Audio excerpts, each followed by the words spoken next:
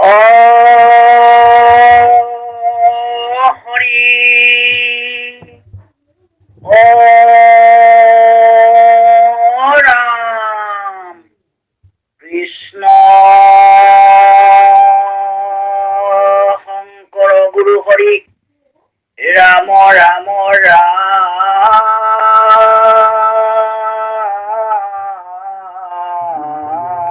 রাম রাম হরি রাম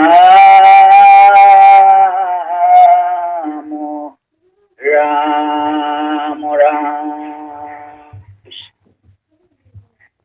শ্রী কৃষ্ণায় নমো নমঃ। শ্লোক ये मुक्तपि निष्पृहा पतिपद पुण्मिलदा नन्दरां जामास्थय समस्त मस्तकमणि कुर्वन्ति सेवसे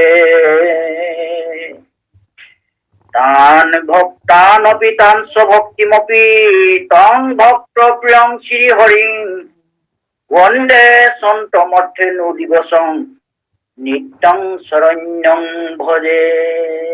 কৃষ্ণ কৃষ্ণ। আজি আমাৰ নামঘোষাৰ 597 নং কুটক আছে। কৃষ্ণ কৃষ্ণ কৃষ্ণ। অন্তৰত এক ঈশ্বৰক দেখি উকনানা বাহিৰত অন্তৰত বুধ বাহিৰ তজৰ প্ৰায় বুদ্ধিত সমস্তে তেজিও বাহিৰত সংগ দেখায়ো এই ভাবে ৰাম লোকত পুৰাবে ৰাম এই ভাবে ৰাম লোকত পুৰাবে কৃষ্ণ কৃষ্ণ কৃষ্ণ কৃষ্ণ কৃষ্ণ। আমাৰ আজি ভক্তি সুধা সন্ধানী সত্ৰৰ সভাপতি প্ৰমুখে সমস্ত বিষয় বা সমস্ত উপদেষ্টা সমস্ত লগতে আজি আমাৰ এই প্ৰাৰ্থনা সভাৰ সঞ্চালকৰ আসন অলংকৃত কৰা আমাৰ সকলোৰে শ্ৰদ্ধাৰ শিল্পী বৰদলৈ বাপ আৰু আজি পাঠৰ আসনত উপস্থিত হোৱা আমাৰ চুতীয়া বাপ আৰু লগতে গুগল মিট যোগে বিভিন্ন স্থানৰ পৰা ইয়াত সংযোগ স্থাপন কৰি আমাৰ এই ইয়াত মানে কৰা আসন গ্ৰহণ কৰা সমস্ত বাপ বান্ধৱৰ মাতৃৰ চন্দ্ৰ আমি সেৱা নিবেদন কৰিছো। এয়া নামঘোষাৰ আমাৰ 4 চন্দ্ৰত এয়া ঈশ্বৰ নিৰ্ণয় আৰু তাৰ পাছতে উপদেশৰ এই ঘোষা চলি আছে। ভক্তসকলৰ কাৰণে দিয়া এয়া মহাপুৰুষ মাধৱদেৱৰ বৰ তত্বপূৰ্ণ উপদেশ।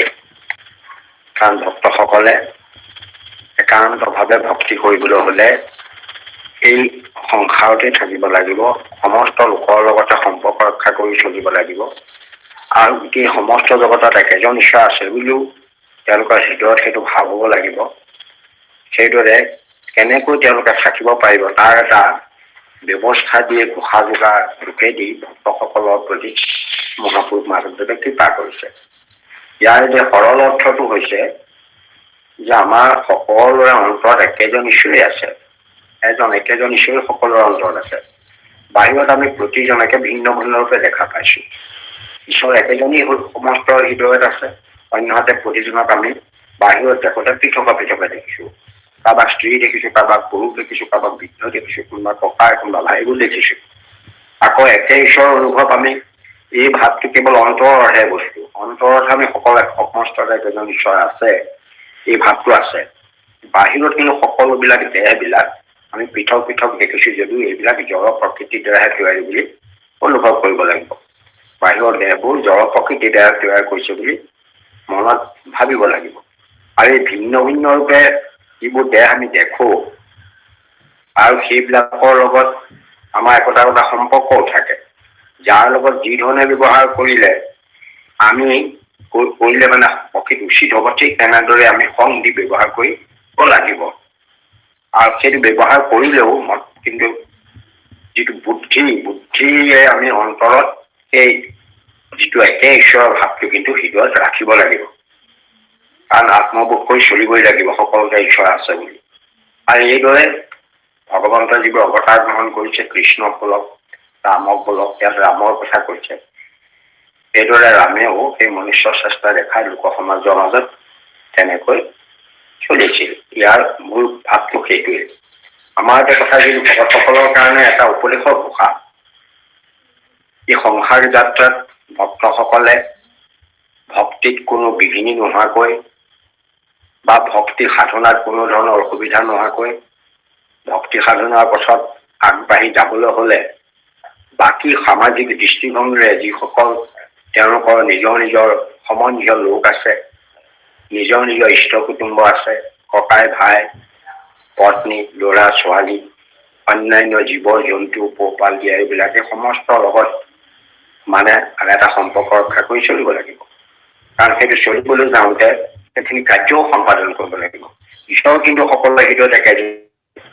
কাৰণ মানে আমাৰ জীৱন যাত্ৰাত সকলোকে যদি ঈশ্বৰ বুদ্ধি আমি কৰিবলৈ আৰম্ভ কৰি দিওঁ, তেতিয়াহ'লে কোনো কাৰ্য সম্পাদন কৰিব নোৱাৰিব। ধৰক আপুনি গৰু হাল বাব লাগে, আপুনি যদি হাল বাবলৈ নাভাবি তাৰ হৃদয়ত ঈশ্বৰ আছে বুলি আত্মবোধ জাগৃত হয়, তেতিয়াহ'লে আপুনি হাল বাব নোৱাৰিব, এচাৰিয়ে মাৰিব নোৱাৰিব।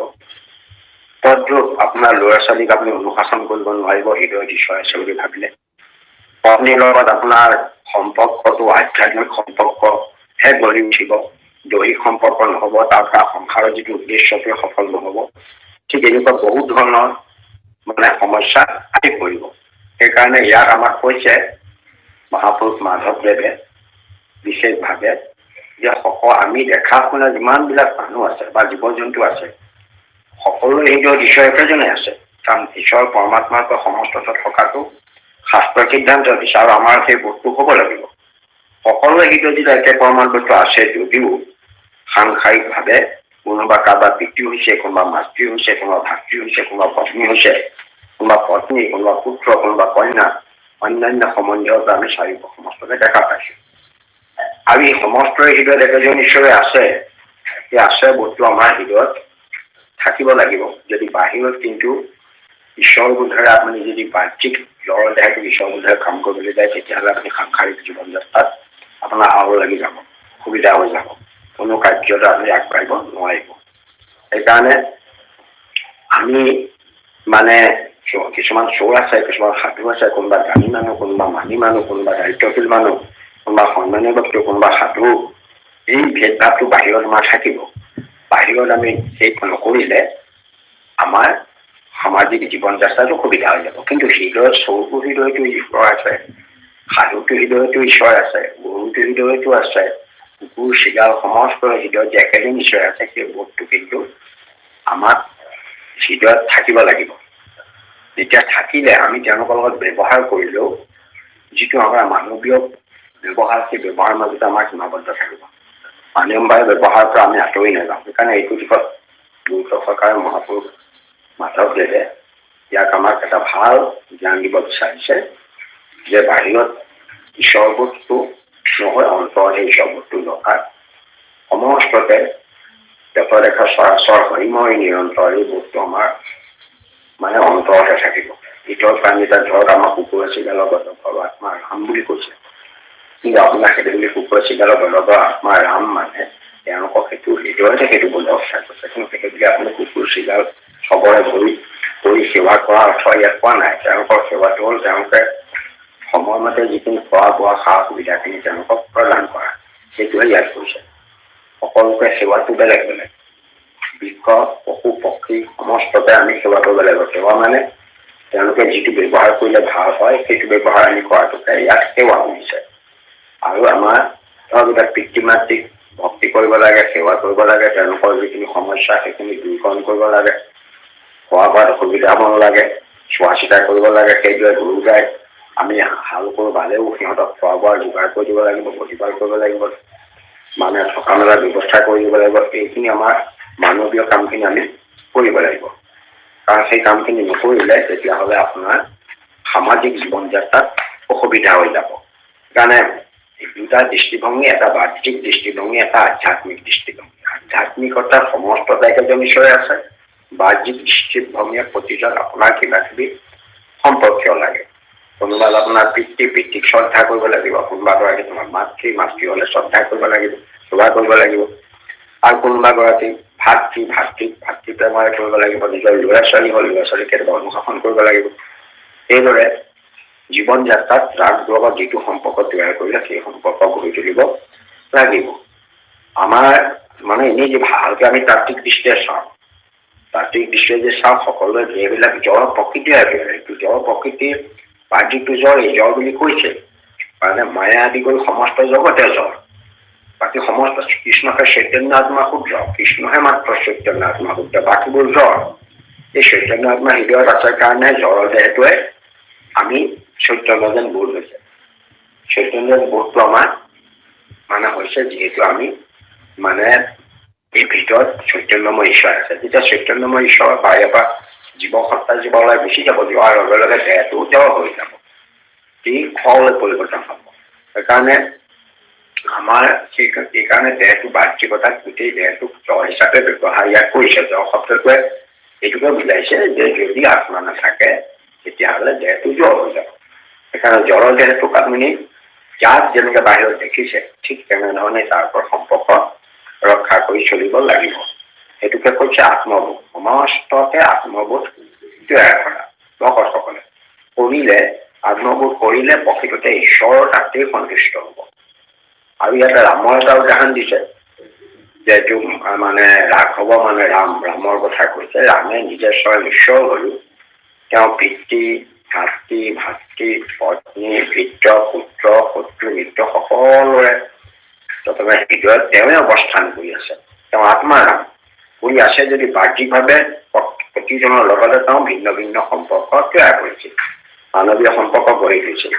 যে পিতৃ বাক্য পালি সত্য পালি তেওঁ মনলৈ গৈছিল, পত্নী অনুৰক্ষা কৰি মায়া হৰিণৰ পাছত তেওঁ খেদি গৈছিল, মিত্ৰ সুখৰ কাৰণে বালিবধ কৰিছিল, পত্নী হৰণৰ কাৰণে ৰাৱণক বধ কৰিছিল, নানা ৰাক্ষস আদি বধ কৰি মানৱৰ শান্তি প্ৰতিষ্ঠা কৰিছিল।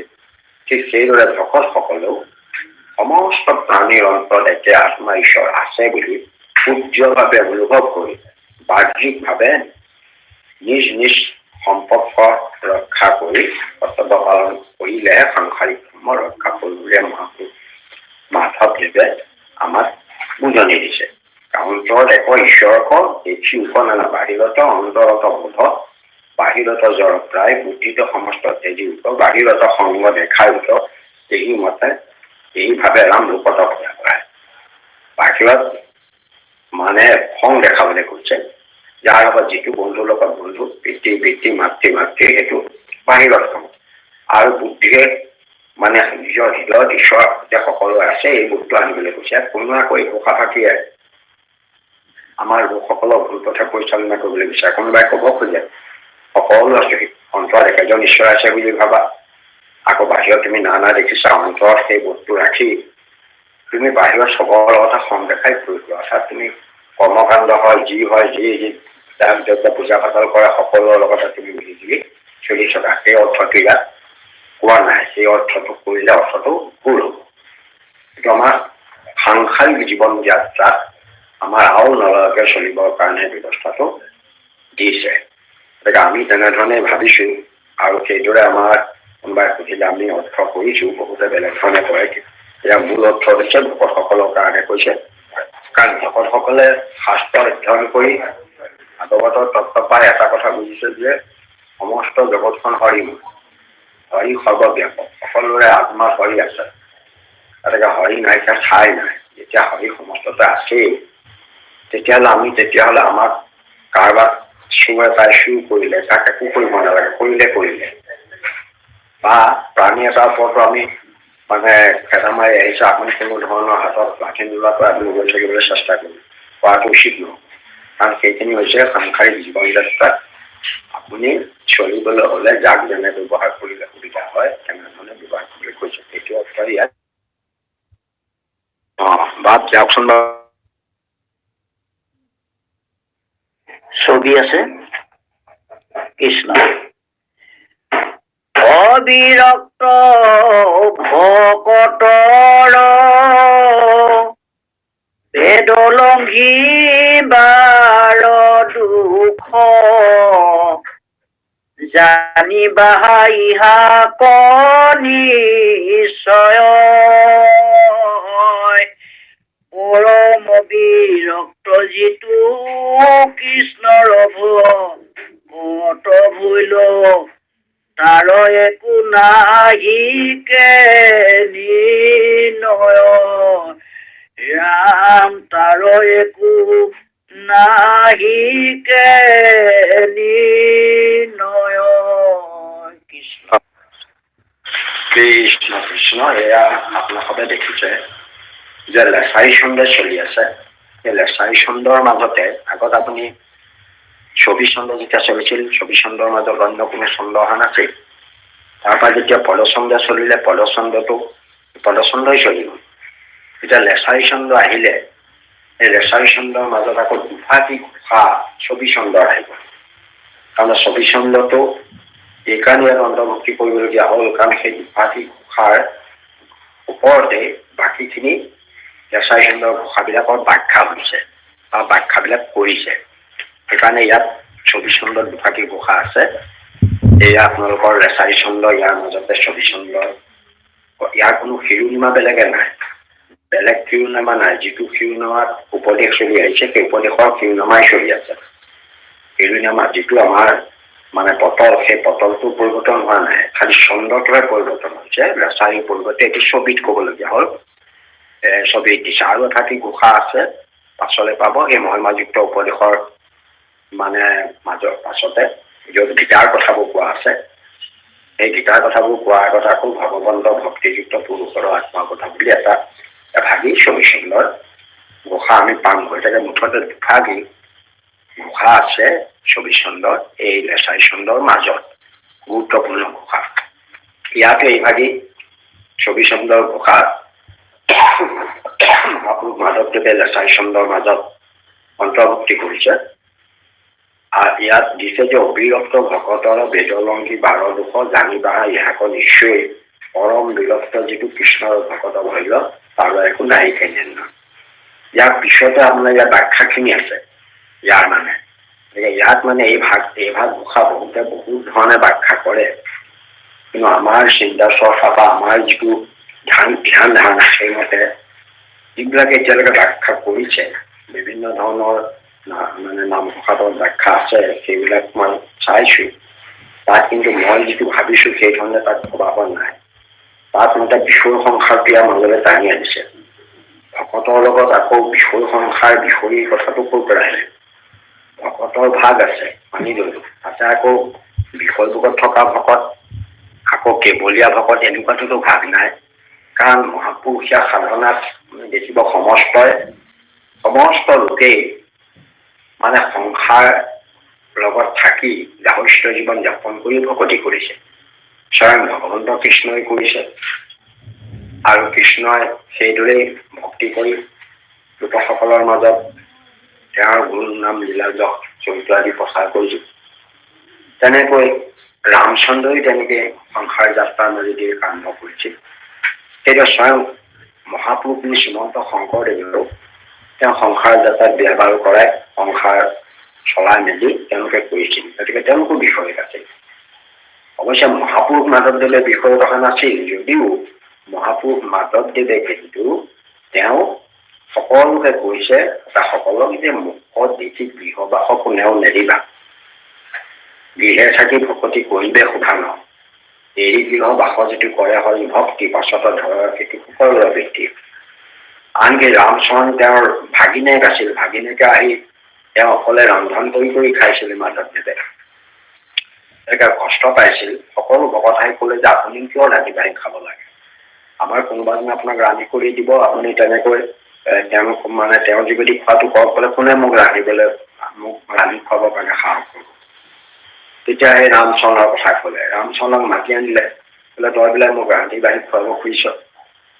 বোলে হয়, মই ভাবিছো মনতে তেনেকুৱা। পিছে এটা কথা নহয়, তইতো এতিয়ালৈকে বিয়া পতা নাই, বোলে নাই কথা তোৰ বিয়া পাতিবি দে নাই বোলে মই বিয়া পাতিম বুলি ভাবিছো মোৰ মা ঠিক আছে তই আগতে বিয়া পাতিলে বিয়া পতাৰ পাছতহে তই মোক ৰন্ধন কৰি খুৱাব পাৰিবি অৰ্থাৎ বিবাহ পাতি কৰিবলৈ তেওঁ অনুমতি দিছিল আৰু উদ্দেশ্যটো এইটোৱেই যে বিবাহ এটা সংস্কাৰ বিবাহ হলে মানুহৰ জীৱনটো এটা নিৰ্দিষ্ট সীমাৰেখাৰ মাজেৰে জীৱন যাত্ৰাটো আৰম্ভ কৰিব পাৰে জীৱন যাত্ৰাত আৰু নালাগে বিসংগতি নহয় যিটো মহাপুৰুষ মানুহে কৈছে যে এই মানে এই গৃহবাসৰ এই মানে যিটো কয় পিছত ধৰৰ যিটো সুকৰ বৃত্তি মানে সুকৰে নিজৰ বিশ্বাস নাখায় লোকৰ বিশ্বাস খায় সংসাৰত তেওঁ বদনামৰ ভাগিদাৰ হয় মাধৱদেৱকো বদনাম জাপি দিছিল সেইকাৰণেই এইটো তেওঁ লিখিবলৈ বাধ্য হৈছিল সেইকাৰণে আমাৰ মহাপুৰুষীয়া সাধনাত প্ৰায়বিলাক ভকতেই মানে গাহস্থ জীৱন অৱলম্বন কৰিছে এতিয়া ৰুক্মিণীয়ে যদিও ভাগৱত তেওঁ ব্যাসে ভাগৱত পঢ়িবলৈ কৈছিল তেওঁ ইচ্ছা কৰা নাছিল কাৰণ তেওঁ নিৰ্গুণ ব্ৰহ্ম সাধক তেওঁ ব্ৰহ্মচাৰী আছিল তেওঁ সংসাৰ যাত্ৰাত প্ৰৱেশো নকৰে আৰু ভাগৱতো নপঢ়ে তেওঁৰ মতে ভাগৱতখন হল এই সংসাৰী লোকৰ কাৰণে যিসকল সংসাৰত আছে মানে বিষয় ভোগৰ মাজত সোমাই আছে গতিকে তেওঁ নপঢ়িছিল কিন্তু বাৰে বাৰে ব্যাসমুনিয়ে তেওঁক অনুৰোধ কৰিছিল যে তুমি মোৰ কথা নুশুনিলে নালাগে পাৰিলে তুমি এদিন সময় সুবিধা পালে তুমি এই জনক ৰেজাক লগ কৰিবা পিছে এবাৰ মনত পৰি তেওঁ জনক ৰজাৰ ওচৰলৈ গ'ল জনক ৰজা অজস্ৰ সম্পত্তি দেখি তেওঁ বিষয় মাজত মজি আছে বুলি তেওঁৰ প্ৰতি মানে তেওঁ বিতৃষ্ণাই আহিল যে এওঁৰ পৰা মই কি জ্ঞান লম কাৰণ এওঁ গোটেইখন ৰত্নময় ঘৰবিলাক আছে ধুনীয়া ধুনীয়া মানে আট্টালিকাবোৰ সজাই থোৱা আছে ফুলৰ উদ্যানবিলাক আছে বিষয় লগত মজি আছে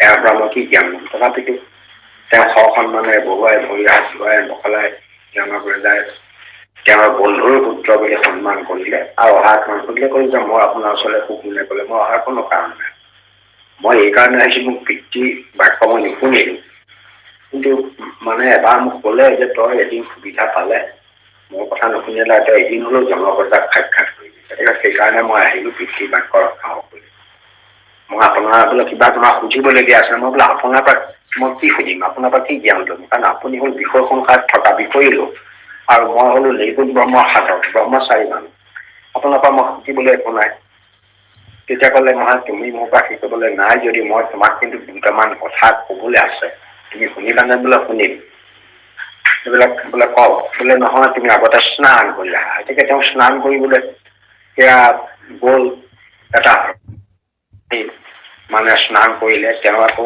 ৰুক্মিণীৰ একো নাই সম্পত্তি মাত্ৰ লেংটিডাল আছে আৰু দ্বিতীয়বাৰ তেওঁ গা পা ধুই উঠি সলাবলৈ কাপোৰ নাই গতিকে তেওঁ নিজৰ লেংটিডাল পাৰত থৈ তেওঁ জুবুৰা মাৰিলে জুবুৰা মাৰিলে অৰ্ধ স্নান কৰোঁতে দেখিলে পাৰত জুই লাগিছে বিশাল জুই লাগিছে আৰু জুইকুৰা আহি আছে তেওঁ লেংটিডালৰ ওচৰলৈকে সেইকাৰণে তেওঁ গা ধুই উঠি অসুবিধা হ'ব বুলি ভাবি অৰ্ধ স্নান কৰি জাপ মাৰি উঠি আহি লেংটিডাল হাতত তুলি লৈ লৰ মাৰিব খুজিছে লৰ মাৰিব খোজোতেই সেই সময়ত আহি জনক ৰজা তাত উপস্থিত হ'ল যে তুমি নিৰ্গুণ ব্ৰহ্মৰ সাধক কৈছা তুমি অময়া ভকত বুলি কৈছা তোমাৰ কোনো মায়া নাই বুলি কৈছা তুমি মহা মানে ব্ৰহ্মচাৰী ভকত বুলি কৈছা তোমাৰ কোনো সা সম্পদ বস্তুৰ প্ৰতি লালক নাই বুলি কৈছা পিছে তোমাৰ এই যে পেলাই দিয়া লেংটিডালৰ প্ৰতি তোমাৰ যিটো মায়া আছে যিটো মায়া মই দেখা পালো মোৰ এই বিশাল স্বৰ্ণৰ মন্দিৰবিলাক ধুনীয়া ধুনীয়া ঘৰবিলাক অট্টালিকাবিলাক এফালৰ পৰা জ্বলি গৈছে তুমি দেখিছানে জ্বলি জ্বলি এফালৰ পৰা শেষ হৈ গৈছে মোক তুমি বিচলিত হোৱা দেখিছানে এতিয়া ৰুক্মিণীয়ে চালে সঁচাকৈ অকলো বিচলিত হোৱা নাই ঘৰবোৰ ইমান জ্বলি গৈছে তুমি সামান্য লেংটিডালৰ মুহত পৰি পেলাই অৰ্ধ স্নান কৰি উঠি আহিছা আকৌ তুমি অময়া ভকত বুলি কোৱা তুমি এই বিষয়ত নমজা বুলি কৈছা এনেকৈ যেতিয়া ক'বলৈ লাগিল ৰুক্মিণীটো জ্ঞানী লোক তেওঁ মানে বুজি পাই গ'ল এনেকৈ তেওঁ জনক ৰজাৰ ভৰিত দীঘল দি পৰিল যে মোক আপুনি জ্ঞান দিয়ক এতিয়া জনক ৰজাই ক'লে মই তোমাক এটাই জ্ঞান দিছো তুমি তোমাৰ পিতৃৰ ওচৰলৈ ঘূৰি যোৱা এনেকৈ পিতৃৰ ওচৰলৈ ঘূৰাই পঠিয়ালে আহিল ল'ৰা ব্যাসে আকৌ তেওঁক ভাগৱত পঢ়ুৱাইছে ভাগৱত চিধাই পঢ়োৱা নাই প্ৰথমতে সংসাৰ ধৰ্ম কৰাইছে বিয়া বাৰু কৰাইছে সংসাৰৰ দায়িত্ব বোধটো তেওঁলৈ আনি দিছে তাৰ পাছতহে তেওঁক ভাগৱত পঢ়াইছে এনেকৈ সংসাৰীসকলৰ সেইকাৰণে ৰুক্মিণীয়ে কৈছে হেৰিয়াতে ভাগৱতত লিখিছে যে বৈকুণ্ঠৰ শাস্ত্ৰ আনি পৰম উৎসুকে সংসাৰিক কৰি কিবা প্ৰচাৰী নাথাকে সংসাৰীসকলৰ কাৰণে ভাগৱত ধৰ্মৰ গুৰুত্ব আছে তেনে ক্ষেত্ৰত ইয়াত বাৰু মহাপুৰুষ মাধৱদেৱে কিয় মানে এই বিষয়ী ভকত আৰু অবিষয়ী ভকতৰ শ্ৰেণীবিভাজন কৰিব? আচলতে মোৰ দৃষ্টিভংগী সেইটো ইয়াত নহয়। ভকতৰ ভাগ আছে, ভকত তিনিবিধ ইয়াত দেখুৱাইছে। এবিধক কৈছে অবিৰক্ত ভকত, এবিধক কৈছে বিৰক্ত ভকত, আৰু এবিধক কৈছে পৰম বিৰক্ত ভকত। সেইটোৱে দৃষ্টিভংগী। বিৰক্তৰ লগত সংযোগ কৰিলে তিনি পাৰ্টিয়াত হয়, এটা অবিৰক্ত, বিৰক্ত, পৰম বিৰক্ত। আমাৰ যেনেকে ভকতৰ ভাগত আমাক কৈছে অধম, মধ্যম, উত্তম। অধমটো অবিৰক্তসকলক পৰে, মধ্যমটো বিৰক্ত ভকতত পৰে, আৰু পৰম বিৰক্তটো উত্তম ভকতত পৰে। আচলতে সেই ধৰণে ইয়াত দেখুৱাইছে। শব্দটো আমাৰ ভুল বুজি পেলাই আমাৰ অলপ খেলি মেলি সৃষ্টি কৰে। ইয়াত বহুতে লৈ যায় যে আমাৰ প্ৰথম শ্ৰেণীৰ ভকতসকলে বেদৰ কৰ্মকাণ্ড চৰ্মকাণ্ডবোৰ কৰিব লাগে, এইবোৰ এনেই তালৈ লৈ গুচি গৈ তাত তেনেকৈ ব্যাখ্যা কৰিবলৈ আৰম্ভ কৰি দিয়ে যে আমি এইবোৰ শ্ৰাদ্ধ পিণ্ডাদি এৰিব নালাগে, যিহেতু আমি অবিৰক্ত। এনেকুৱা ধৰণৰ ব্যাখ্যাবোৰ কৰি আমাৰ ইয়াত আচলতে ভকতৰ কথা কৈছে। ভকত হবলৈ হলে ভকত বোলে শাস্ত্ৰত ভকতৰ ব্যাখ্যাই দিছে। কৃষ্ণ ব্যতিৰেকৰ যিটো কাহাকো নুপুজে, কৃষ্ণৰ ৰেখা নামলৈ কৃষ্ণক পুজে। গতিকে কৃষ্ণৰ বাহিৰে অন্য দেৱদেৱতাৰ উপাসনাই নকৰে, কোনো কৰ্মকাণ্ডই নকৰে, সেইজনকে ভকত বুলি কয়। তেনে ক্ষেত্ৰত আকৌ ভকতৰ মাজত সেই তেনেকুৱা মানে বিষয় এটা খুব ৰাহি যাব। সেইকাৰণে এইটো মই মোৰ ধাৰণা মতে মই যিটো ভাবি পাইছো তাৰ মতে কৈছো যে আচলতে ৰত বা ৰক্ত, ৰক্ত মানে তেজকো বুজায়, ৰক্ত মানে ৰতৰ পৰা ৰক্ত হৈছে অৰ্থাৎ ৰতি থকা, কিবা এটা বস্তুত নিৰন্তৰ লাগি থকা। তেওঁ বোলে এই কামটোত ৰত হৈ আছে, নিৰন্তৰ লাগি আছে, সেইটোকে ৰক্ত বা ৰত বুলি কয়। আৰু যেতিয়া বিৰক্ত, বেছি ৰক্ত হয়, বিৰক্ত শব্দত বিৰাগক বুজোৱা নাই, বেছিকে ৰক্তহে বুজাইছে। যেনেকৈ জ্ঞানটোৰ আগত বিউপসৰ্গটো দিলে বিশেষ জ্ঞানে হয়, জ্ঞানহীন নহয়তো। বিজ্ঞানটো জ্ঞানহীন বুজোৱা নাই, বিজ্ঞান নোহোৱাটো বুজোৱা নাই। জ্ঞানৰ আগত শুদ্ধ আগত তেনেকে বিউপসৰ্গ দিলে বেছি শুদ্ধ বুজাইছে। এতিয়া বিশুদ্ধ, শুদ্ধ মানে মানুহজন কাৰোবাৰ প্ৰতি বেয়া হৈছে, বিটো যিবিলাকক বেছিকে বিশুদ্ধ ভালকৈ চাওঁ, তেতিয়া আমি এটা কথা অনুভৱ কৰিব পাৰিম। ইয়াত বিৰক্ত শব্দটোৱে বেছিকে ৰক্ত অৰ্থহে প্ৰকাশ কৰিছে, বেছিকে ৰক্ত অৰ্থহে প্ৰকাশ কৰিছে। আৰু অবিৰক্তটোৱে যিজন কৃষ্ণৰ কথাত, যিজনৰ কৃষ্ণৰ ভক্তি বেছিকে ৰক্ত হব পৰা নাই, বেছিকে ৰত, সেইটো নিৰন্তৰপুৰ সমাসৰ এটা সূত্ৰ অটো আহি গলে এতেকে সেই মানে যিজন ভকতে ভক্তি মাৰ্গত বেছিকৈ কৃষ্ণৰ কথাত গতি হব পৰা নাই, সেইজনকে অবিৰক্ত ভকত কৈছে। অৰ্থাৎ সেইবিলাক অধম পৰ্যায়ৰ ভকত।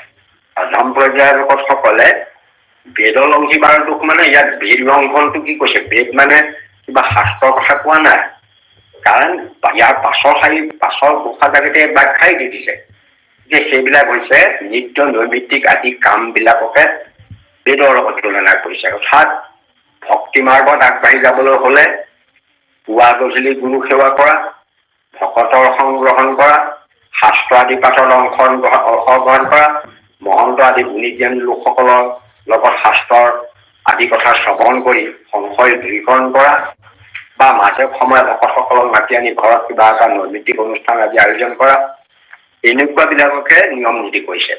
কাৰণ পুৱা গুৰু সেৱা কৰা, গধূলি গুৰু সেৱা কৰা, এই আনুষ্ঠানিক যিবোৰ নীতি নিত্য নৈমিত্তিক কাম, এইবিলাকে বেদৰ লগত তুলনা কৰিছে। এইবিলাক কাম মানে অধম পৰ্যায়ৰ ভকতজনে, বিৰক্ত ভকতজনে কৰাটো বাধ্যতামূলক। নকৰিলে তেওঁ ভক্তিৰ পৰা পিছলি গুচি যাব, অৰ্থাৎ তেওঁ স্খলন হব। অৰ্থাৎ ৰূপত সদায় সাধনা আছে, ভক্তিটো অবিৰক্ত ভকতসকলে অভ্যাস যোগ কৰি আছে। অভ্যাসত যদি অভ্যাস কৰিবলৈ এৰি দিয়ে, তেতিয়াহলে তেওঁ স্খলন হৈ গুচি যাব। মানে এজন মানুহে কিবা এটা তেওঁ একদম তাত মানে নিজে সম্পূৰ্ণক্ৰমে পূৰ্ণাংগ হোৱা নাই, গতিকে তেওঁ কিছুদিন তাত অভ্যাস কৰি থাকিব লাগিব। অলপ অলপকে এজন মানুহে খোল বজাবলৈ আৰম্ভ কৰিছিলে, চিটবিট সেই তেওঁ কৰোতে আধা কৰি তেওঁ যদি সেইটো বজাবলৈ এৰি দিয়ে, পাছত গৈ পেলাই তেওঁ যিজনে খোল বজাই সমস্ত বাদ্য জানি একেবাৰে যেতিয়া তেওঁ বাদ্য বিশাৰদ হৈ গল, তেতিয়াও তেওঁ নিৰ্ণয় একো নাথাকে। তেতিয়া তেওঁ মাজে মাজে প্ৰেক্টিচ নকৰিলেও তেওঁ বজাব পাৰিব। ঠিক তেনেকৈ অবিৰক্ত ভকতসকলে এই নৃত্য নৈমিত্তিক আদি কাৰ্যবিলাক সময়ে সময়ে কৰি থাকিব। যদি নকৰে তেতিয়াহ'লে সেইটো দোষ হৈছে বুলি ক'ব, দোষ হৈছে। কাৰণ তেওঁ দোষ হোৱা মানে এইটোৱেই, তেওঁ যে স্খলিত হৈ যাব। জানিবা ইহাক নিশ্চয়। তাৰ পিছতে ক'লে পৰম বিৰক্ত যিটো কৃষ্ণৰ ভকত হইল তাৰ একো নাই থাকিলে যে পৰম বিৰক্ত হ'ব। অৰ্থাৎ অবিৰক্ত যেনে কৃষ্ণৰ কথাত অলপ অলপহে মানুহ যে পুৱা গুৰু কৰাতে পাঠ নাথা কৰে, গধূলি সময়ত পাঠ নাথা কৰে, ভকতক দেখিলে কৃষ্ণ বুলি কয়, ক'ৰবাত নাম গোৱা সকাম পাতে তালৈ অকণমান যায়, তাৰপিছত দিনটো তেওঁ আৰু কৃষ্ণৰ নাম ল'বলৈ সময় নাই, খেতি বাতিত ব্যস্ত থাকে। তেনেকুৱাবিলাক অবিৰক্ত হ'ব, তেনেকুৱা মানে সেইটো কাম কৰিবই লাগিব। আৰু বিৰক্তসকলে কিন্তু অলপ হ'লেও কৃষ্ণ ভক্তিত বেছিকে মনোনিৱেশ কৰিছে, বেছি চৰ্চা কৰিছে, তেওঁলোক মধ্যম পৰ্যায়লৈ আহিছে, অজ্ঞক কৰোণা কৰিব পাৰিছে, বিপক্ষক ক্ষমা কৰিব পাৰিছে, সাধনাত নিজকে নিয়োজিত কৰিব পাৰিছে ইত্যাদি ইত্যাদি ক্ষেত্ৰত সেইজন বিৰক্ত। আৰু যিজন পৰম বিৰক্ত অৰ্থাৎ কৃষ্ণৰ কথাত একেবাৰে অতিপ্ৰীতি বাঢ়ি গ'ল, সৰ্বক্ষণে তেওঁ কৃষ্ণৰ নাম লৈ থাকে, পুৱা গধূলি কৃষ্ণৰ নাম লৈ থাকে, তেওঁ নাম লৈয়েই থাকে, সৰ্বক্ষণে যিজনে নাম লৈয়েই থাকে তেতিয়া হৃদয়ত তেওঁ ঈশ্বৰ প্ৰকাশিত হৈ আছে। তেওঁ নাম যদি ঈশ্বৰ লৈয়ে থাকে তেতিয়াহ'লে পুৱা গধূলি গুৰু সেৱা কৰাৰ কি অৰ্থ থাকিব পাৰে। সেইকাৰণে নামঘোষা অৰ্থাৎ মুখাত সেইটো কৈছে চৈতন্য আদিত্য সূত্ৰত দেৱাই আচাৰ্য সৰ্বদায় প্ৰকাশ হয়, উদয় অস্ত নাহি সন্ধ্যা উপাসনা কৰিব কোনো সময়। তেতিয়াহ'লে তেওঁৰ কাৰণে সন্ধ্যা সময় পেলাই বেলেগ এটা বস্তু নাথাকে আৰু, কাৰণ তেওঁ সৰ্বসময়তে ঈশ্বৰৰ নাম গুণ তেওঁ নিৰন্তৰ লৈ থাকে। খোজকাঢ়ি যাওঁতে, গাড়ী চলাওঁতে, কাম কৰোঁতে, খাওঁতে, বহোঁতে, অসুতে তেওঁ ঈশ্বৰৰ নাম লৈ থাকে। ঈশ্বৰৰ নাম লৈ থাকিলে ঈশ্বৰটো হৃদয়ত প্ৰকাশিত হৈ থাকিব। হৃদয়ত যদি ঈশ্বৰ প্ৰকাশিত হৈ থাকে তেওঁ আকৌ সন্ধ্যা উপাসনা কৰাৰ কি অৰ্থ থাকিব পাৰে, কাৰণ তেওঁৰ নামটো লৈয়ে আছে। সেইটো অভ্যাস, সন্ধ্যা কৰা, আবেলি কৰা, এইবিলাক অনুষ্ঠানলৈ যোৱাটো এইটো এটা অভ্যাস বুলি কয়। এতিয়া সেইটো পৰম বিৰক্ত। পৰম বিৰক্ত হ'লে আৰু তেওঁৰ কোনো হেৰি নাথাকে। গতিকে আমাৰ ইয়াত মানে সেই কথাটো মহাপুৰুষ মাধৱদেৱে কৈছে বুলি আমাৰ ব্যাখ্যা এইটো, আন লোকে এইটো কোৱা নাই। অবিৰক্তটো সেই বিষয় বাসনাৰ লগত জড়িত কথাটোহে সকলোৱে কৈছে। মই ইয়াত চাইছো যে ইয়াত অবিৰক্ত শব্দটো ভকতৰ বিশেষণ হিচাপে ব্যৱহাৰ হৈছে। ভকতৰ আগত বহি পেলাই ভকতৰ বিশেষণ হৈছে, ভকতৰ বিশেষণ হৈছে। আৰু ভকত মানে ইয়াত মহাপুৰুষৰ ভকতৰ কথা কৈছে, যিসকল লোকে সমস্ত কৰ্মকাণ্ড ত্যাগ কৰি সাধুখন গ্ৰহণ কৰি একান্ত শৰণে ভগৱন্তৰ গুণ নাম যশ লীলা আদি শুদ্ধভাৱে শ্ৰৱণ কীৰ্তন কৰে, সেই সকলোকে আমাৰ মহাপুৰুষে ভকত বুলি কয়। ভকতসকল ভকত হ'লেই তেওঁ কৰ্মকাণ্ড কৰিবই নালাগিব। বেদৰ মানে কৰ্মকাণ্ডৰ কোনো প্ৰয়োজন নাই। আপুনি দেখিছে যে পুৰুষোত্তম প্ৰেমৰ ভকতি সুখক মাত্ৰ নিশ্চয় কৰিলে যিজন কৰোণা কালৰ পৰা বিধিৰ কিংকৰে বেছি কৰে সদা শ্ৰৱণ কীৰ্তন, গতিকে তেওঁলোকৰ ধৰ্মটো শ্ৰৱণ কীৰ্তন হয়। তেনেকে এই মহাপুৰুষে আমাৰ যিসকল ভকত সেইসকল সমস্তই গৃহস্থী, ক'ৰবাত দুই এজনৰ বাহিৰে প্ৰায়কৈ গৃহস্থী ধৰ্ম পালন কৰাৰ কথাটো মই আগতে কৈছোঁ। সেইফালৰ পৰা মহাপুৰুষ মাধৱদেৱে সকলোকে সেইটোকে কৈছে যে গাৰ্হস্থ্য জীৱনৰ যোগেদি ভক্তি কৰাটো বেছি উচিত হয়, উচিত বুলি বিবেচনা কৰিছে। গতিকে ইয়াত আমি যদি এইটো চাওঁ, এই তিনিটা পৰ্যায়ত কথাটো কৈছে। অবিৰক্ত শব্দটোৱে কৃষ্ণৰ কথাত বেছিকে ৰতন নোহোৱা অৰ্থ প্ৰকাশ কৰিছে, অৰ্থাৎ বেছিকে কৃষ্ণৰ কথাতে মজি থাকিব পৰা নহ'লে দিনটোত তেওঁ তিনিটা সন্ধ্যা মাত্ৰ গুৰু সেৱা কৰে, প্ৰাৰ্থনা কৰে, ক'ৰবাত মানুহসকলে মাতিলে ভাগৱত বা নামত যায়, তাৰ বাহিৰে অন্য সময়ত তেওঁ কোনো কৃষ্ণৰ নাম লৈ খেতি বাতি কৰোঁতেও কৰি থাকে, অন্য কামত ব্যস্ত হৈ থাকে, সেইকাৰণে অবিৰক্ত। আকৌ বিৰক্তসকলে তাতকৈ অলপ বেছিকে ঈশ্বৰ চিন্তা কৰে, তেওঁলোকৰ হিচাপতো সময় সুবিধা পালে ঈশ্বৰৰ নাম লয়, বা কিবা কাম বন কৰোঁতে ঈশ্বৰৰ নাম লয়, বা শাস্ত্ৰ আদি চৰ্চা কৰে অন্য সময়তো, অৰ্থাৎ তেওঁলোকতকৈ বেছি সময় ধৰি কৃষ্ণৰ কথাত নিমগ্ন হয়। আৰু যিসকল পৰম বিৰক্ত হয় তেওঁলোকেতো আৰু কৃষ্ণৰ কথাতে মন প্ৰাণ লটি কৰি থাকে। সেইকাৰণে ইয়াত মোৰ দৃষ্টিভংগীৰে এই অবিৰক্ত ভকতসকলক ভকতৰ বিশেষণ হিচাপে ব্যৱহাৰ হৈছে। অবিৰক্ত মানে বিষয়ী ভকতৰ কথা কোৱা নাই, যিসকল ভকতে কৃষ্ণৰ কথা, কাৰণ সমস্তই বিষয়ী। পৰম বিৰক্ত শংকৰদেৱ পৰম বিৰক্ত পৰ্যায়লৈ গৈছে কি তেওঁ বিষয় এৰি থৈ যোৱা নাই, এতিয়াও তেওঁ সংসাৰখনতে আছে, ল'ৰা ছোৱালী পত্নী পৰিয়াল এইবিলাকৰ লগতে আছে, প্ৰতিজনে আছে শেষলৈকে। আৰু পত্নীক লগত লৈ যোৱাৰো বহুত ভকতৰ উদাহৰণ আছে। গতিকে আৰু আমাৰ বিপদামূলৰ আখ্যানটো মহাপুৰুষ শংকৰদেৱে ইয়াত লিখিছে। বিপদামূলৰ কি ক'লে যে তেওঁ মানে এই বুলি দি যে পৰম ভোগক ভঞ্জিলা পত্নী সহিতে ভোগো ভঞ্জন কৰিছে, কিন্তু ভোগ ভঞ্জন কৰিছে মানে কিন্তু তাত তেওঁ মনি থকা নাই, সেইটো অৰ্থই কৰিছে। গতিকে সমষ্টিৰ বিষয়। সেইকাৰণে ইয়াত অবিৰক্তটো মই মানে যিটো মোৰ ধাৰণা মতে অবিৰক্ত শব্দটোৱে কৃষ্ণৰ কথাত বেছিকে ৰত হ'ব নোৱাৰা বা মজিব নোৱাৰা বা কৃষ্ণৰ চিন্তাত মন নিমগ্ন সৰ্বক্ষণতা কৰিব নোৱাৰা ভকতসকলৰ কথা ইয়াত কৈছে। তেওঁলোকক ভকতেই কৰিছে, কিন্তু পৰম ব্যক্তৰ নিচিনাকৈ সৰ্বফলতে ঈশ্বৰৰ নামত লৈ থাকিব পৰা নাই। তাৰ ২ নম্বৰ বিধত হ'ল বিৰক্ত বেছিকে ৰত হৈছে। মই ইয়াত বিৰক্ত শব্দটো বেছিকে ৰত বুলি ক'ব খুজিছো। বিশুদ্ধ, বিজ্ঞান, বিশুদ্ধ এনেকুৱা শব্দ কিছুমান আছে, আমি বিভিন্ন অৰ্থটো কমহে থকা হয়। গতিকে আমি এটাবিলাকত দেখিছো বিলটোৱে বেছিয়ে বুজাই আছে, ইয়াতো মই বেছি বুজাইছে বুলি অনুমান কৰিছো যে ইয়াত বিৰক্ত শব্দটোৱে কৃষ্ণৰ প্ৰতি বেছিকে ৰত হোৱা অৰ্থ কৰিছে, আৰু অবিৰক্তে কৃষ্ণৰ কথাত বেছিকে ৰত নোহোৱা কৰিছে। অটোৱে কৃষ্ণৰ কথাত বেছিকে ৰত নোহোৱা কৰিছে, আৰু বিৰক্ততে কৃষ্ণৰ কথাত বেছিকে ৰতটো বুজাইছে। আৰু পৰম বিৰক্তটোৱে কৃষ্ণৰ কথাত সৰ্বক্ষণে মজি থকাটো বুজাইছে। তাৰমানে তেওঁ পৰম বিৰক্ত মানে বেছিকৈ কৃষ্ণৰ কথাত মজিছে, অৰ্থাৎ শুই উঠাৰ পৰা শোৱালৈকে তেওঁ কৃষ্ণৰ নাম নিৰন্তৰ লৈ থাকে। এনেকে ৩টা পৰ্যায়ত কৰিছে। পৰম বিৰক্ত হলে পুৱা গধূলি গুৰু সেৱা কৰিব লাগিব, কিবা নীতি নিয়ম ৰক্ষা কৰি চলিব লাগিব, নৃত্য নৈমিত্তিকাদি মানি মানিব লাগিব, এনেকুৱা ধৰণৰ কথা নাই। এইবোৰ মানে ইয়াত তেনেধৰণে এইটো কৈছে।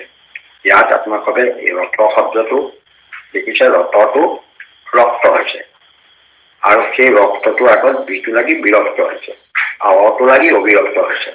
তাৰপিছত আকৌ বিৰক্তৰ আগত পৰমটো লাগি পৰম বিৰক্ত হৈছে। এতিয়া ৩টা পৰ্যায়ত ভকতক ইয়াত হেৰি কৰিছে। আমাৰ এই ভকতৰ ভাগ দিছে অধম, মাধ্যম, উত্তম। এই ৩ পৰ্যায়ৰ ভকত ইয়াত এই ৩টা শব্দৰে প্ৰয়োগ কৰিছে, অবিৰক্ত, বিৰক্ত, পৰম বিৰক্ত। আমি তেনেধৰণে ভাবিছো, সেইমতে মানে আমাৰ বোধটো হৈছে ইয়াত বিষয় বাসনা বা বিষয়ৰ লগত মই সলকা কৰিব খোজা নাই, কাৰণ বিষয় মজি থকা অৰ্থটো ইয়ালৈ অহা নাই। সংসাৰী কোনো গুচি যাবলৈ কোৱা নাই, মহাপুৰুষ শংকৰদেৱে কোৱা নাই বা মাধৱদেৱে কোৱা নাই, কোনো ভকতেই কোৱা নাই। যিমানবোৰ ভক্তৰ নাম আছে সকলোৱে সংসাৰত থাকি ভকতি কৰাৰ উদাহৰণ আছে। প্ৰহ্লাদে সেয়া দেখিছে, তেওঁ সংসাৰতে আছে, আৰু যিমান ভকত আছে সমস্তই তেওঁ গৃহ সংসাৰৰ মাজেদি ভক্তি ধৰ্ম পালন কৰিছে। সেই অৰ্থতে এই অবিৰক্ত খেলটো তত্ত্বটো হ'ব।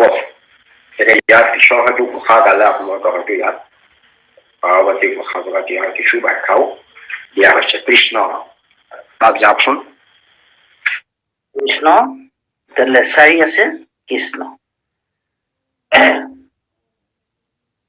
তাৱত কৃষ্ণৰ ভক্ত নৰে ভক্তি অবিৰোধী কৰ্ম কৰে, কৃষ্ণৰ কথাত ৰতি যাৱেনো জয়, যেবে ভৈল কৃষ্ণ কথাৰত নিত্য নৈমিত্তিক আদি যত, কথাৰ বিৰোধী জানিয়া হবেতে জয় ৰাম, কথাৰ বিৰোধী জানিয়া হবেতে জয় কৃষ্ণ। কৃষ্ণ কৃষ্ণ কৃষ্ণ। আগত ২৪ চন্দ্ৰৰ ভাষীৰে এইটো এক ব্যাখ্যা, অলপ ইয়াতেই সৰলীকৰণ কৰিছে। আপোনাৰ গাইডতে কৈছে তাৱত মানে তেতিয়ালৈকে, ইয়াত আপুনি অৰ্থ কৰিলে কৃষ্ণৰ কথাত যেতিয়ালৈকে ৰুটি নুপজে, তাৱতক কৃষ্ণৰ ভক্ত কৰে, কৃষ্ণৰ কথাত যেতিয়ালৈকে ৰুটি নুপজে তেতিয়ালৈকে ভক্তসকলে ভক্তিৰ অবিৰোধী কৰ্মবিলাক কৰাটো আৱশ্যক। যেতিয়া কৃষ্ণ কথাত মন প্ৰাণ ৰুটি নীতি অতি বেছি হৈ পৰিব, তেতিয়া নিত্য নৈমিত্তিকভাৱে অনুষ্ঠিত কৰা যিবিলাক ভক্তি ভক্তি অবিৰোধী কৰ্ম আগতে কৰি আছিল, সেইবোৰ হৈছে ভক্তি ৰসৰ এটা বিৰোধী বুলি জানি তেওঁ সেইবিলাক পৰিহাৰ কৰে। তেতিয়া সেইবিলাক কৰিব লাগিব বুলি আৰু নাভাবে। কাৰণ সেইটো হৈছে কি, আপুনি ভুলগুটি আগতে সৰুকালত মানে আখৰ লগাই লিখাইছিল, লিখোতে ভুলগুটি লগাই আখৰ বনোৱাইছিল। গতিকে সেইটো হ'ল প্ৰাৰম্ভিক পৰ্যায়ৰ জ্ঞান। পিছৰ পৰ্যায়ত আৰু ভুলগুটি দি আখৰ নিলিখে। গতিকে প্ৰাৰম্ভিক কাম কিছুমান কৰিবৰ কাৰণে, জ্ঞানটো আহিবৰ কাৰণে তেনেকুৱা ধৰণে শিক্ষাবিলাক দিয়া হয়। ইয়াতো কৈছে যে সেই তাৱত কৃষ্ণৰ ভক্ত নৰে, মানে তেতিয়ালৈকে কৃষ্ণৰ ভক্ত নৰে। কৃষ্ণৰ যিসকল ভক্ত নৰ আছে তেখেতসকলে তেতিয়ালৈকে ভক্তিৰ অবিৰোধী কৰ্মবোৰ কৰি থাকিব লাগিব। আৰু যেতিয়ালৈকে কৃষ্ণৰ কথাত নিৰন্তৰ ৰতি নপৰে, কিন্তু যেতিয়া কৃষ্ণৰ কথাত একেবাৰে ৰতি হৈ পৰিব, নিৰন্তৰ ৰত হৈ যাব, তাক ৰক্ত হৈছে ইয়াক ৰুচত দিছে, যেতিয়া কৃষ্ণৰ কথাত একেবাৰে ৰতি প্ৰীতি বাঢ়ি যাব, তেতিয়া তেওঁ আগৰ পৰা কৰি অহা নিত্য নৈমিত্তিক যিবিলাক কাম, সেইবিলাক কথাৰ বিৰোধীবিলাক জানিব যে কৰা কি অৰ্থ আছে। কাৰণ মই নিৰন্তৰটো ঈশ্বৰৰ নাম লৈ আছো, আকৌ মই এনেকুৱা কৰিব কি অৰ্থ আছে। সেই পৰ্যায়টো বৰ উত্তম পৰ্যায়। তেনেকুৱা পৰ্যায়লৈ আমি হয়তো যাব পৰা নাই, কিন্তু সেইটো পৰ্যায়লৈ যাবৰ কাৰণে আমি চেষ্টা কৰিব লাগিব। এতিয়া ইয়াত আপোনালোকে দেখিছে, এইটো অকল গাই যোৱা ভাষাটোৰে প্ৰায় ব্যাখ্যাই ইয়াত কৰিছে। সেইটো কথাই ভক্তি সাধন আৰু বৰ্ধনৰ কাৰণে আমি কিছুমান কাম কৰো, নিত্য নৈমিত্তিক অনুষ্ঠানবিলাক আমি পালন কৰো। কোনবিলাকে পালন কৰে? অবিৰক্ত ভকতসকলে। আমি যিবিলাক কৃষ্ণৰ কথাত একেবাৰে ৰতিপ্ৰীতি মানে বৃদ্ধি হোৱা নাই, সেই সকল লোকে কিছুমান ৰতিপ্ৰীতিটো বঢ়াবৰ কাৰণে, অভ্যাসটো বঢ়াবৰ কাৰণে আমি কিছুমান নিত্য নৈমিত্তিক অনুষ্ঠান পালন কৰি থাকো। সেইবিলাক কিন্তু নিত্য নৈমিত্তিক যিবিলাক কাম, সেইটো ভক্তি অবিৰোধী কৰ্ম বুলি কোৱা হয়। আমাৰ কৰ্ম দুবিধ, এবিধক কয় ভক্তি বিৰোধী কৰ্ম আৰু এবিধক কয় ভক্তি অবিৰোধী কৰ্ম। গতিকে যিবিলাক কাম ভক্তি অবিৰোধী, সেই কামবোৰ কিন্তু অবিৰক্ত ভকতসকলে এই ভক্তি অবিৰোধী কৰ্মবোৰ কৰি থাকিব লাগিব। ভক্তি অবিৰোধী কৰ্ম কোনবিলাক? ভক্তি অবিৰোধী কাম, এতিয়া ঘৰত মানুহৰ নাম এষাৰ পাতিছো, তালৈ কোমল চাউল, দৈ, গাখীৰ, গুড়, এইবোৰ এটা সকাম হৈ গৈছে। চাবলৈ গ'লে এটা সকাম। ভকতো মাতি আনিছো, খোৱা বোৱা চাহ জলপান এইবিলাকৰ যোগাৰ কৰিছো, তাত মানুহৰ সেৱা সৎকাৰ কৰিছো, কামনা কৰিছো, মই মানে এই ল'ৰাটোৱে পৰীক্ষা ভালকে পাছ কৰিলে কাৰণে ৰাইজক মাতি আমি সকাম পাতিছো, মৃত্যা সকাম পাতিছো, বিবাহ পাতিছো, কিবা পাতিছো, এইবিলাক এটা অনুষ্ঠান। এই অনুষ্ঠানবিলাক ভক্তি অবিৰোধী অনুষ্ঠান। আমি নামেই গাইছো, দ্ৰব্য বস্তু গোটাই, ইয়াত মানে আমি অন্য কৰ্মকাণ্ড কৰা নাই। কৰ্মকাণ্ডটো হ'ল ভক্তিৰ বিৰোধী কৰ্ম। ভক্তিৰ বিৰোধী কৰ্মবিলাক নকৰি এনেধৰণে যদি ভক্তিৰ অনুকূল কামবোৰ কৰা হয়, তাক ভক্তিৰ অবিৰোধী কৰ্ম বুলি কোৱা হয়। ভক্তি অবিৰোধী কৰ্ম, এতিয়া আপোনাৰ ঘৰত নাম এষাৰ হৈছে বা ৰাজহুৱাভাৱে মানুহে নাম এষাৰ পাতিছে, ক'ৰবাত শংকৰদেৱৰ বিশাল ধৰণে এটা জন্মোৎসৱ পাতিছে, তাত প্ৰকাণ্ড এটা উৎসৱ পাতিছে, এইদৰে ভিন্ন ভিন্ন ধৰণে যিবোৰ আমি সময়ে সময়ে আনন্দ লাভ কৰিবৰ কাৰণে, ভক্তি ৰস লাভ কৰিবৰ কাৰণে আমি যিবিলাক কৰ্ম কৰি আছো, এইবিলাকক ভক্তি অবিৰোধী কৰ্ম হিচাপে জনা যায়। কাৰণ এইবিলাক ভক্তিৰ বিৰোধী কাম তাত কৰা নহয়। কিন্তু যিবিলাক কৰ্ম কৰিলে ভক্তিৰ বিৰোধী হয়, এইবিলাকক ব্যভিচাৰ কৰ্ম কৰাটো, সেইবিলাকক কিন্তু ইয়াত অবিৰোধী কৰ্ম বুলি কোৱা নাই। সেইবিলাক একেবাৰে ব্যভিচাৰী কৰ্ম, সেইবোৰ কৰিবই নোৱাৰে, ভক্তিৰ বিৰোধী কৰ্ম। গতিকে ভক্তি বিৰোধী কৰ্মবিলাক ভকতে কেতিয়াও কৰিব নোৱাৰে। ভক্তসকলে তেতিয়া ভক্তিৰ বিৰোধী কৰ্মবোৰ কৰিব নোৱাৰে, ভক্তি অবিৰোধী কৰ্মহে কৰিব লাগিব। কাৰণ যিবোৰ কৰিলে ভক্তি ব্যভিচাৰ হয়, অন্য দেৱী দেৱ সেৱা কৰা, মূৰ্তি দৰ্শন কৰা, প্ৰসাদ আদি ভক্ষণ কৰা, তেনেকুৱা গৃহলৈ গমন কৰা, কৰ্মকাণ্ডৰ লগত নিজকে জড়িত কৰা, এইবোৰ কাম কৰিলে সেইবোৰ ভক্তি বিৰোধী কৰ্ম। সেইবোৰতো ভকতে কৰিবই নোৱাৰে। ভকতসকলে তেনেকুৱা কামলৈ গ'লে, সেইবোৰ কৰ্ম কৰিলে তেওঁলোকৰ ভক্তিত ব্যভিচাৰ হ'ব আৰু ভক্তিত তেওঁ নষ্ট হৈ যাব। তাৰ পৰা তেওঁ কেতিয়াও ভক্তিৰ দিশত আৰু আগবাঢ়িব নোৱাৰে। কিন্তু যিবিলাকে ভক্তিৰ দিশত আগবাঢ়ে, সেইবিলাক ভক্তি অবিৰোধী কৰ্ম বোলে। তাক আমি নিত্য নৈমিত্তিক বুলি কওঁ। নিত্য কৰ্ম যেনে পুৱা শৌচাচাৰ কৰা, কৰি আহি স্নান দান আদি কৰি আহি গুৰুগৃহত পৰিষ্কাৰ কৰি গুৰু সেৱা কৰা, বা আকৌ সেই সময়ত কোনোবা দিনা আকৌ আমি মাহেকে বছৰে ভকতসকলক মাতি আনি ভাগৱত পাঠ আদি ব্যৱস্থা কৰা, নাম প্ৰসংগ সেৱা কৰা, কিবা কিবি অনুষ্ঠান প্ৰতিষ্ঠান আদি পাতি ভকতক সেৱা কৰি ভকতক আশীষ লোৱা ইত্যাদি ইত্যাদি। কিবা এটা শুভ কাম কৰিবলৈ হ'লেও বা কোনোবা কেঁচুৱা এটা জন্ম হৈছে কি হৈছে তাৰ কাৰণে আমি শুদ্ধিকৰণ কৰা, এই কামবিলাক আমাৰ নিত্য নৈমিত্তিক কৰ্মৰ ভিতৰত পৰে। মাক বাপেকে ভকতক নিমন্ত্ৰণ কৰি এটা পতাটো এটা নিত্য নৈমিত্তিকৰ ভিতৰতে পৰে।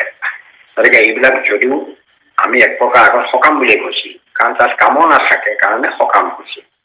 আৰু আমাক শাস্ত্ৰটো কৈছে যে সকামেই হওক বা নিষ্কামেই হওক, যদি সেইটো এখন বিৰোধী কাৰ্য নহয় তেতিয়াহ'লে তাৰ পৰা তাত কৰিলে কোনো বাধাৰ সৃষ্টি কৰিব নোৱাৰে।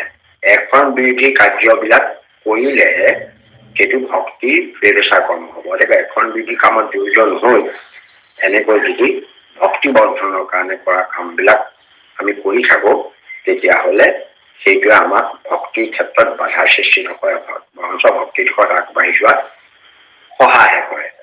সেইকাৰণে এতিয়া আমাৰ এই যেতিয়া যিসকল লোকে আছো তাহঁত কৃষ্ণৰ ভক্তলৈ ভক্তি অবিৰোধী কৰ্ম কৰে কৰি থাকিব লাগিব। কৃষ্ণৰ কথাত ৰুটি যেতিয়ালৈকে নহয়, কিন্তু যেনে ধৰিল কৃষ্ণ কথা ৰত, যেতিয়া তেওঁ কৃষ্ণ কথাত একেবাৰে ৰত হৈ গ'ল, একেবাৰে তেওঁ মানে বহিলেই তেওঁ ঈশ্বৰৰ নামটো মুখ মনলৈ আহে। তেওঁ অন্যান্য কামত ব্যস্ত নাথাকে, চিধাই মানে নাম গাবলৈ আৰম্ভ কৰি দিয়ে। হৰি নামৰ কীৰ্তন তেওঁৰ স্বভাৱ হৈ যায়। খাওঁতে বহোতে শুওঁতে উঠোতে তেওঁ ঈশ্বৰৰ নাম মনত সদায় আহি থাকে, ঈশ্বৰৰ চিন্তা কৰি থাকে, ঈশ্বৰৰ চৰণ চিন্তা কৰি থাকে, ঈশ্বৰৰ ভাৱনাত তন্ময় হৈ থাকে, পুৱা গধূলি ঈশ্বৰৰ চিন্তাত নিমজ্জন হৈ থাকে। এনেকে ভকতক ঈশ্বৰ বুদ্ধি জ্ঞান কৰে। এই যেতিয়া ঈশ্বৰৰ নামত যেতিয়া তেওঁ নিৰন্তৰ ৰতিপ্ৰীতি কৰিব পৰা অৱস্থা আহি যায়, যেনে ভৈল্য কৃষ্ণ কথা ৰত, তেনেকুৱা এটা অৱস্থা হৈ যোৱাৰ পাছত সেই ভক্তিৰ অবিৰোধী যিবোৰ কৰ্ম পূৰ্বতে কৰি আছিল সেইবোৰ কৰ্ম কৰাৰ কোনো অৰ্থ আৰু নাথাকে। নিত্য নৈমিত্তিক আদি যত কথাৰ বিৰোধী জানিয়া হবে সেইবিলাক বাধাৰে সৃষ্টি কৰিব। আপুনি যদি সেইমতে কৰে, কাৰণ আপোনাৰ হৃদয় স্বয়ং ঈশ্বৰ আছেই, আকৌ আপুনি ঈশ্বৰৰ ঠাইলৈ যাবলৈ কি অৰ্থ থাকিব পাৰে? এনেকুৱা এটা অৰ্থহে ইয়াত প্ৰকাশ কৰিছে। আৰু সেইটো এটা উত্তম পৰ্যায়ৰ ভকত, সেইটো পৰ্যায়লৈ যাবলৈ আমাৰ বহু সময় আছে, বহুদিন পাছতহে হয়তো আমি সেই দিশলৈ যাব পাৰিম, সেইটো অৰ্থ ইয়াত কৈছে। আৰু মানে হৰি নামৰ কীৰ্তনৰ স্বভাৱ ভৈল্য যাৰ, সিও ভৈল্য হৰিৰ, হৰিও ভৈল্য তাৰ। সেইজনৰ ক্ষেত্ৰত মানে ভক্তি মাৰ্গত তেওঁ আৰু পিছুৱকি বা তেওঁ আৰু পিছলৈ আৰু মানে পঢ়াৰ কোনো ভয় নাই বা স্মৰণ হোৱাৰ ভয় নাই, তেনেকুৱা পৰ্যায়লৈ তেওঁ উন্নতি লাভ কৰিলে। সেইকাৰণে আমাক ইয়াত মহাপুৰুষ মাধৱদেৱে কৈছে ভক্তৰ তিনিটা ভাগ কৰিছে, অবিৰোধী ভকত, কি কয় অবিৰক্ত ভকত, বিৰক্ত ভকত, পৰম বিৰক্ত ভকত আৰু কৰ্ম দুবিধ কৰিছে। এবিধক কৈছে অবিৰোধী কৰ্ম, ভক্তি অবিৰোধী কৰ্ম, এবিধ ভক্তি বিৰোধী কৰ্ম। এনেকে ভক্তসকলে সমাজে পৰিহাৰ কৰিব লাগিব আৰু অবিৰোধী কৰ্মবোৰ তেতিয়ালৈকে তেওঁ কৰি থাকিব লাগিব যেতিয়ালৈকে কৃষ্ণৰ কথাত মন প্ৰাণ একেবাৰে মজি পৰা নাই, সৰ্বক্ষণে কৃষ্ণৰ চিন্তা মনলৈ চৰণ হৰণ আৰু নাম নিৰন্তৰভাৱে যাৰ অহা নাই, তেতিয়াহ'লে তেওঁ অভ্যাস কৰিবই লাগিব পুৱাগলী গুৰু সেৱা কৰা। সেই অৰ্থতে ইয়াত এই কথাফাঁকিয়ে কৈছে, তাৰমানে যাৱত কৃষ্ণৰ ভক্ত নৰে ভক্তি অবিৰোধী কৰ্ম কৰে, কৃষ্ণৰ কথাটো ৰতি যাৱে নোপজয়, যেৱে ভৈল্য কৃষ্ণ কথা ৰত, নিত্য নৈমিত্তিক আদি যত কথাৰ বিৰোধী জানিয়া হবে যত। আগৰ ঘোষাপাকত যদি চাওঁ, এই বেদৰ লংঘিবাৰৰ দোষতো নিত্য নৈমিত্তিকৰ অৰ্থ প্ৰকাশ কৰিছে, তাৰে ব্যাখ্যা এইটো। কাৰণ তাক যিকেইটা কথা কৈছে সেইকেইটা কথাকে ইয়াত বিশেষভাৱে আকৌ আমাক বুজাই দিছে। ইয়াততো বিষয় বাসনাৰ কথাটো ইয়ালৈ অহা নাই এইটো ঘোষাত। ইয়াত অকল কৃষ্ণ ভক্তিৰ কথাহে কৈছে, ৰতি প্ৰীতিৰ কথাহে কৈছে, এই ৰতি প্ৰীতিৰ কথাহে কৈছে। গতিকে ইয়াত আকৌ বেদৰ প্ৰশ্নটো ইয়াততো দ্বিতীয় ঘোষাত নকৰিলে। আৰু গতিকে আমি এতিয়া আমাৰ এটা উপলব্ধি হৈছে যে বাস্তৱিকতা আমাৰ মহাপুৰুষ মাধৱদেৱৰ ঘোষাবিলাক অলপ লোকসকলে, আমাৰ জনা বুজা মানুহ লোকসকলে কেতিয়াবা তাৰ অৰ্থবিলাক এনেধৰণে দিয়া হয় যাকে শুঙাই পাই আনে আকৌ অন্য ফালে লৈ যোৱাৰ চেষ্টা কৰে। গতিকে এটা শুদ্ধ পথৰে আনিবলৈ চেষ্টা কৰিব লাগিব। আমি যিটো ধাৰণা কৰি পাইছো সেইটোৰ লগত আমি তুলনা কৰিছিলে কিছুমান কথা আমি অলপ বাস্তৱ দৃষ্টিভংগীৰে চাবও লাগিব যে বিৰক্ত শব্দটোকে ৰক্তৰ আগত বি লাগিছে মানে বিৰক্ত হৈছে, জ্ঞানৰ আগত বি লাগিছে বিজ্ঞান হৈছে, শুদ্ধৰ আগত বি লাগিছে বিশুদ্ধ হৈছে। এইদৰে আমি যদি চাওঁ ক্ষুদ্ধ মানে মানুহজন বৰ মানে খং উঠি গৈছে আৰু বিশুদ্ধ হলে বেছিকে শুদ্ধ হোৱা ইত্যাদি ইত্যাদি বিটোৱে সদায় বিশেষ বা বেছি বুজাইছে। সেইকাৰণে বিৰক্ত শব্দটো সেইটো বুজাইছে বুলি মই ইয়াত অনুমান কৰিছো আৰু সেইধৰণে তেওঁলোকে ব্যাখ্যা লিখিছো আৰু আপোনালোকৰ ওচৰত ব্যক্ত কৰিছো। হয়তো এইটো শুদ্ধ নহবও পাৰে, মই তথাপি মোৰ ধাৰণাটো আপোনালোকৰ ওচৰত ব্যক্ত কৰিছো। কৃষ্ণ সেৱা জনালো। কৃষ্ণ পৰৱৰ্তী কৃষ্ণ সমস্ত তপকে আচৰু পৰুক পৰ্বতে উঠি যত তীৰ্থত ভ্ৰমুক প্ৰভুক বেদ নিশ্চয় যজুক সমস্তে যজ্ঞ যুগক জানুক সমস্ত হৰি বিনে কদাচিতো মৃত্যু নতৰ ৰাম হৰি বিনে কদাচিতো মৃত্যু নতৰ কৃষ্ণ কৃষ্ণ কৃষ্ণ কৃষ্ণ কৃষ্ণ কৃষ্ণ। এইটো লেচাই চন্দৰে ঘোষা। এই অবিৰক্ত ভকতৰ যিটো ঘোষা কৈছে সেই ঘোষাৰ এইবিলাক ঘোষা একতাৰ কথা উদাহৰণ ইয়াত দেখুৱাইছে। হয়তো অন্যান্য লোকসকলে অন্যান্য কৰ্মকাণ্ড বা তীৰ্থ ব্ৰত যাগ যজ্ঞ পূজা পাতল এইবিলাকৰ কথা ক'ব পাৰে। গতিকে সেইবিলাকৰ মানে এটা উদাহৰণ দি ইয়াত ক'ব বুজাইছে যে ঈশ্বৰৰ হৰিৰ বাহিৰে যে মৃত্যু কোনেও তৰাব নোৱাৰে, সকলো মিছা। এই কথাটো এই ঘোষাই ভক্তি মাৰ্গৰ লোকসকলৰ হৃদয়ত দৃঢ়তা আনিবৰ কাৰণে এইখিনি কথা ব্যক্ত কৰিছে। ইয়াত কৈছে যে সকলো প্ৰকাৰৰ তপস্যা সাধনা কৰক, পাৰিলে পৰ্বতৰ শিখৰত উঠিও কঠোৰ তপস্যা কৰক, সকলো তীৰ্থতে ভ্ৰমণ কৰি আহক, সমস্ত বেদ শাস্ত্ৰও অধ্যয়ন কৰক, সকলো প্ৰকাৰ যজ্ঞও কৰক, যজক সৰ্বপ্ৰকাৰ যোগ সাধনাও কৰক, কিন্তু হৰিৰ বাহিৰে এইবিলাক কৰ্মই মৃত্যুৰ পৰা হাৰিব কাকো নোৱাৰে। মৃত্যুৰ পৰা মানে জন্ম মৃত্যু সংসাৰ চক্ৰ আৰু দুখ কষ্ট ভোগ কৰি সংসাৰলৈ আহি নথকাটোকে বুজাইছে। মৃত্যুৰ পৰা মানে মাৰিবলৈ নিদিয়াকে থকা ইয়াত অৰ্থ কোৱা নাই যে আমি মানে প্ৰতি বাৰে বাৰে মৰি থকা কাৰবাৰটো নাথাকে, কাৰণ এবাৰ মৰিম ইয়াৰ পাছত আৰু আমি নমৰো, আমি গতি পাম, সেই গতি সাধিব পাৰিম। গতিকে হৰিৰ বাহিৰে এইটো কাম কোনেও কৰিব নোৱাৰে। এই অৰ্থটোকে ইয়াত কৈছে। সমস্ত তপক আছে, তপ বহু সময় তপ আছে। তপ মানে আপোনালোকে জানে যে তপ মানে বুঢ়া আঙুলিৰ ওপৰত ভৰ দি এটা আঙুলিৰ ওপৰত ভৰ দি কৰা তপস্যা আছে। একো নোখোৱা নোবোৱাকৈ একেবাৰে অৰণ্যত বহি পদ্মাসনত বহি কৰা তপস্যা আছে বহুদিন ধৰি।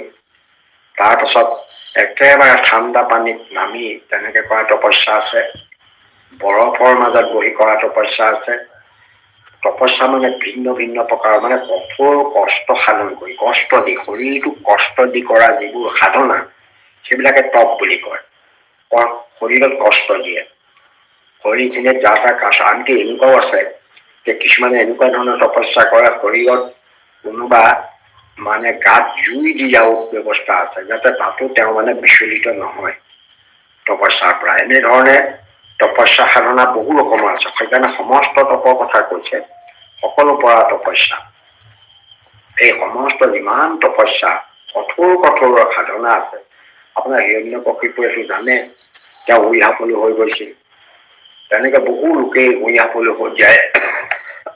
তাৰপাছত তেওঁ মানে তাত সাধনাত কৃতকাৰ্য বহুত দিন কঠোৰ তপস্যা একো নোখোৱা নোহোৱাকে, কিন্তু কম তপস্যা নহয়। তেনেকুৱা ধৰণৰ তপস্যা যিমান আছে আপুনি কৰক, পাৰিলে কৰক, সেইটো কৈছে। আৰু পাৰিলে পৰ্বতৰ শিখৰত উঠিও আপুনি ভূমি ভাগত সমতল ভাগত কৰা তপস্যাৰ উপৰিও আপুনি যদি বিশাল বিশাল পৰ্বত বিলাকলে বগাই বগাই উঠি একদম শিখৰত বহি লৈ তাতো আপুনি যদি কঠোৰ তপস্যা আপুনি কৰিব পাৰিলে কৰক, কোনো কথা নাই। সকলো তীৰ্থতে, কাৰণ বহু ৰকমৰ তীৰ্থ আছে, গংগা, গয়া, কাশী, প্ৰয়াগ, এইবিলাক তীৰ্থ, ঢেৰ তীৰ্থ আছে। এইবিলাক তীৰ্থ কয় কেলে তাত স্নান কৰিবলৈ যায়। আচলতে তীৰ্থবোৰ অন্য একো নহয়, তীৰ্থবোৰ একোটা নদী ভাল ঠাইৰ পৰা বৈ আহে, কোনোবা ঋষিমুনিসকলে ভৰাই লৈ আনে পবিত্ৰ ভাৱে, আৰু সেই গৈ পেলাই সমুদ্ৰত পৰেগৈ। সেইকাৰণে সেই তীৰ্থবিলাকক ভাল থান বুলি কোৱা হয়, ভাল ঠাই বুলি কোৱা হয়। তাত মানে লোকসকলে গৈ স্নান কৰেগৈ পবিত্ৰ হয় বুলি। সেইকাৰণে যিমান তীৰ্থ আছে, গংগা আদি কৰি যিমান তীৰ্থ আছে, সমস্ত তীৰ্থকে তুমি স্নান কৰি আহা, ভ্ৰমণ কৰি আহা, সমস্ত বেদ শাস্ত্ৰ অধ্যয়ন কৰক। গতিকে যিমানবোৰ বেদ আছে, বেদৰ শাখা প্ৰশাখা আছে, বেদলৈতো বহুত আছে, বেদ, ঋক, সাম, যজু, অথৰ্বৰ উপৰি আকৌ মন্ত্ৰ, ব্ৰাহ্মণ, আৰণ্যক, উপনিষদ, এতে আপোনাৰ আপুনি আকৌ কৃষ্ণ যজুৰ্বেদ, শুক্ল যজুৰ্বেদ, এনেকে ভাগ কৰোঁতে কৰোঁতে বেদৰ ঢেৰ শাখা প্ৰশাখা আছে। এই সমস্ত বেদ আদি শাস্ত্ৰও আপুনি অধ্যয়ন কৰক, একদম পৰিপাটিকৈ অধ্যয়ন কৰক।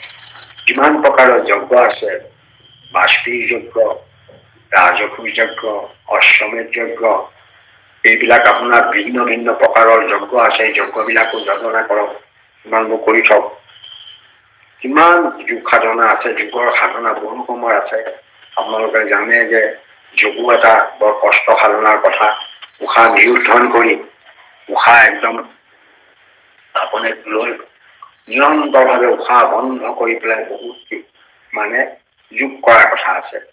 আকৌ সম্পূৰ্ণকৈ উশাহটো শৰীৰৰ পৰা উলিয়াই দিওঁ, ভিতৰলৈ উশাহ আহিবলৈ নিদিয়াকৈ ৰৈ থকাটো এটা যোগ সাধনা।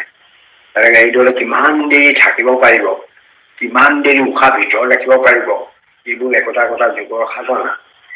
মানে কিছুমান আকৌ আপোনাৰ এনেকুৱা আছে, শৰীৰটো গোটেই মানে বায়ু সেৱন কৰি কৰি কৰি কৰি বায়ুটো ফুলাই দি সেই বায়ুখিনি ৰাখি দিব।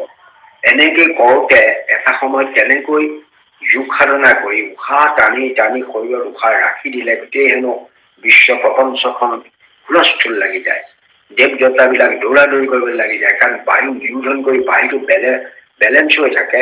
আমি যিখিনি লৈছো আকৌ সেইখিনি আনটা উলিয়াই দিছো।